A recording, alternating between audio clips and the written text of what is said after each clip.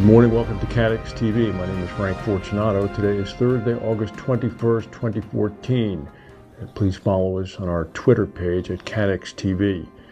In the days before the journalist James Foley was brutally beheaded by ISIS this week, apparently a number of emails were exchanged by the terrorist group to his employers and to his family, saying that they were demanding a ransom of $100 million. Also, it was revealed yesterday that the United States Special Forces earlier this summer had dropped a commando team in a rescue attempt. Apparently, Mr. Foley had been identified as being hidden by his captors in Syria.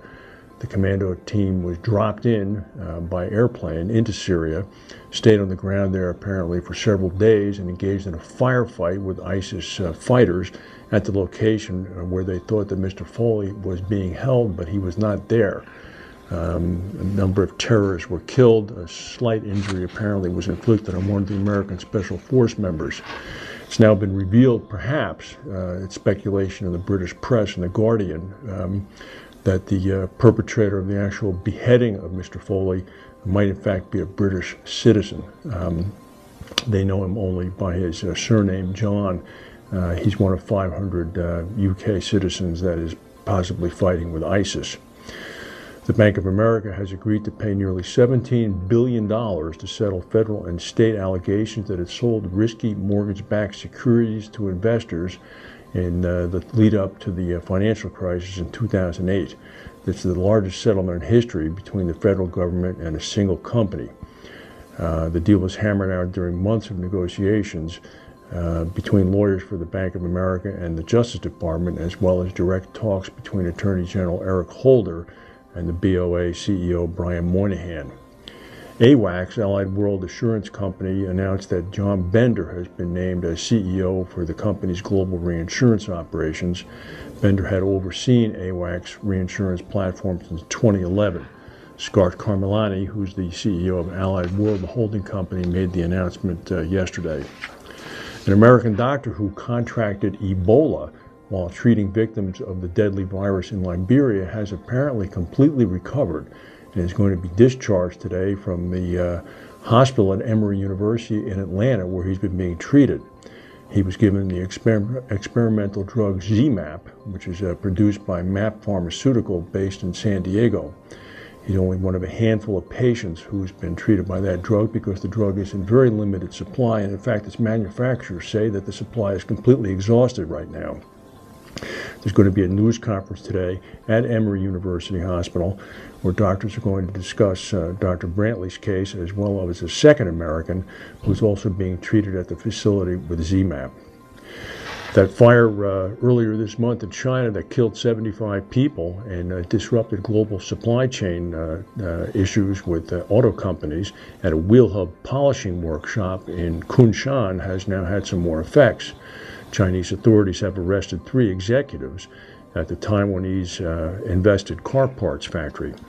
The Taiwanese firm hit by the blast was Zhongrong Metal Products Company. It manufactured parts for car companies, including General Motors.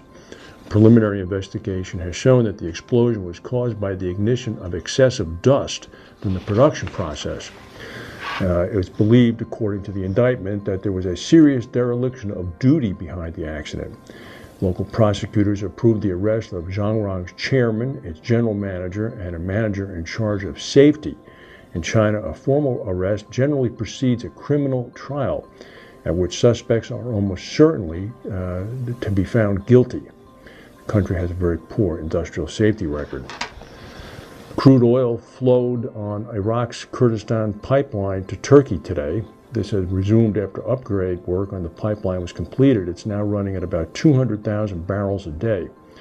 Oil revenues are, of course, a lifeline for the Kurdish government, and it's impossible for them to send oil south through Iraq because the Iraqis are upset that the Kurds are using oil in their semi-autonomous effort to establish their own country. And, of course, there's that little matter of ISIS operating just to the south of the Kurdish state.